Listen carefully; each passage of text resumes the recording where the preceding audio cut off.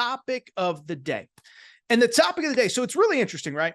On Monday, if you listen closely on Monday's Aaron Torres pod, I led the show by saying we're going to talk Red River and Bama A&M and Mario Cristobal. And I said, and I think I want to talk about Michigan because I think they might be the best team in all of college football.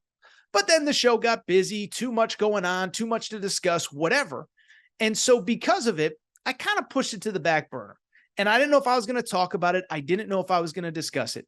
But boy, oh boy, am I glad I waited. And here is why. It is because after Michigan's game on Saturday, the team that they played, Minnesota, the head coach is PJ Fleck. He had some very interesting things to say about the Michigan Wolverines. And it's interesting because I watched that game. That was one of the few picks that I got right last week. Michigan destroyed a good Minnesota team. The final score was 52-10. And it was just another dominant effort from the Michigan Wolverines in a season full of them. And I remember thinking as I was watching that game, I kept thinking to myself, I said, wait a second now. We keep hearing that there is no dominant team in college football this year. There's no gap at the top, that you could make an argument for 5, 6, 7, 8 teams at the top of this sport, whether it's Georgia, Washington, Oregon, Florida State, Texas, Oklahoma, whoever. Are we overlooking Michigan? And is it possible that in a year where everybody says there's no gap at the top, that Michigan is by far the best team in college football? So I was thinking about that coming out of Saturday. And then I saw what PJ Fleck, the head coach at Minnesota, said following the loss to Michigan on Saturday. Listen to what PJ Fleck had to say, okay? This is his quote following the game. He said, "They are as good as advertised. I said this on radio a second ago. I think they're the best football team I've ever seen in 11 years of being a head coach. I've never seen a football team like that deep. I'm not sure if this is true, but I was told this walking off the field. I think they traveled 75 people and maybe 74 of them played. I don't know. I mean, they're one of the deepest teams, one of the best teams, one of the biggest teams, one of the fastest teams, strongest teams, and they do not make mistakes. They truly are like a boa constrictor, and they do not beat themselves." Hello. Okay. So I just thought they were the best team in college football this year. But PJ Fleck says they might be the best college football team he has ever seen. And keep in mind, PJ Fleck has been a head coach for 11 years. A lot of people brought it up this week. He, at Western Michigan, faced a Michigan State team that made the college football playoff in 2015. He faced a Ohio State team in 2015 coming off a national title that had Zeke Elliott, Joey Bosa, Michael Thomas, Braxton Miller, etc.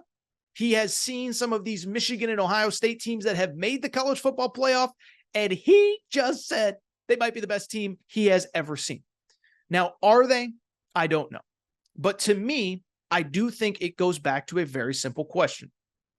In a year where we keep saying there's no separation at the top, is Michigan the best team in college football?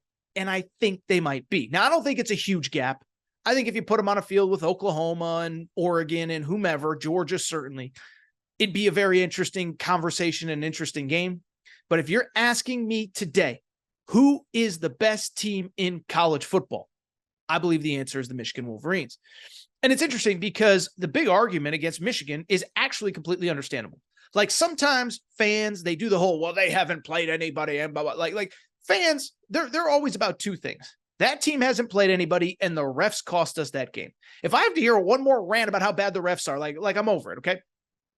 But I bring it up because in the case of Michigan, any fan saying, I can't take them seriously because they haven't played anybody, it's hard for me to argue with you.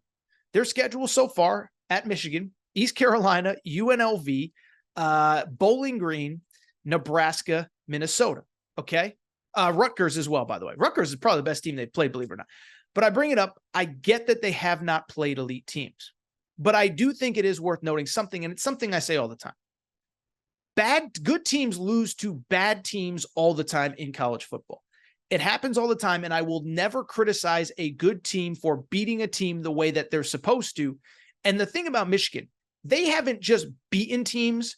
They have destroyed every single team that they have played. I want to read you the results of their games that they have played. Final scores: East Carolina 30-3, UNLV 35-7, Bowling Green 31-6, Rutgers 31-7, Nebraska 45-7, and then Minnesota 52-10. That 52-10 final score, when PJ Fleck said that that was the best team he's ever seen, Minnesota scored more on Michigan than any team this year. And that's what stands out to me. They are great on offense. They are great on defense. Top 20 nationally in scoring, 37 points per game. And how about this? The number one scoring defense by a wide margin. They've given up 40 points total the entire season.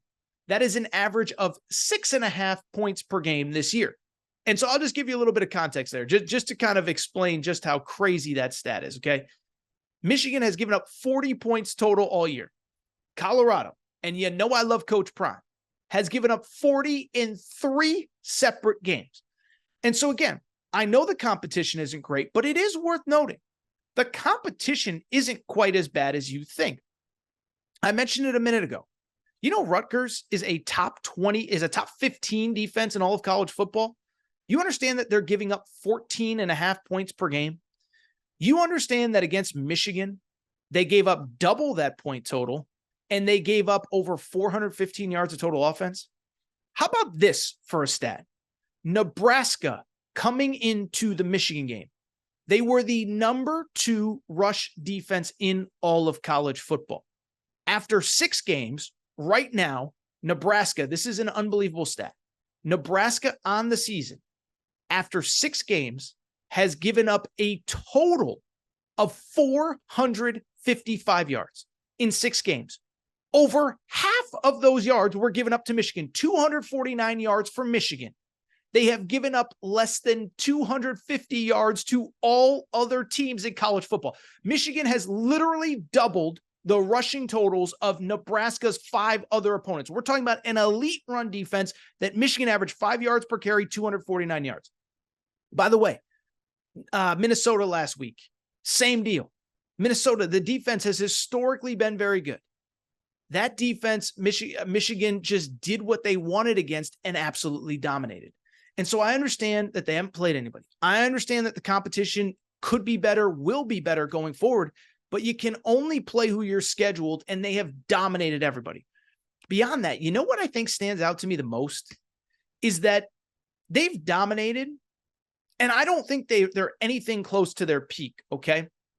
And what I really see from this team, and we know Jim Harbaugh has the NFL background.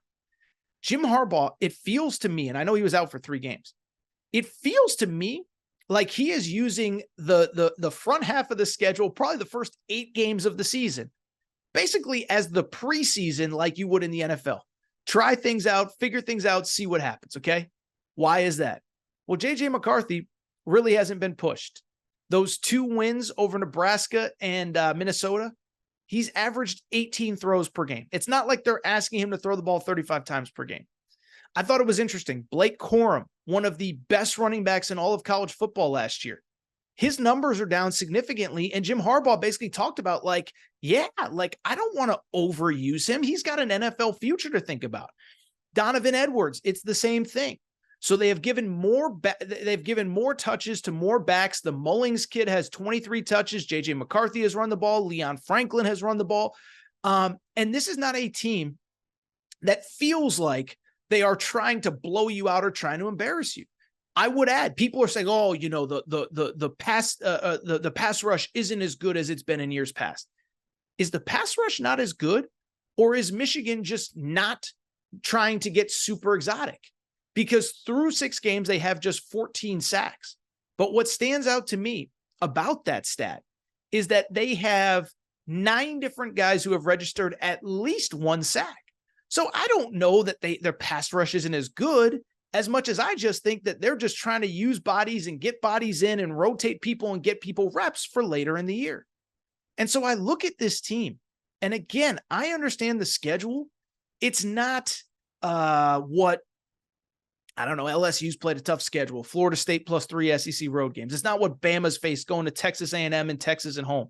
It's not Texas facing Oklahoma on a neutral and Alabama on the road. But you can only play who's on your schedule. And I really do believe that Michigan is that good. Now, do I believe that they would be like a 2-touchdown favorite against everybody in college football? No. I think they are the best team that I have seen, but I don't think they're like significantly better than Florida State.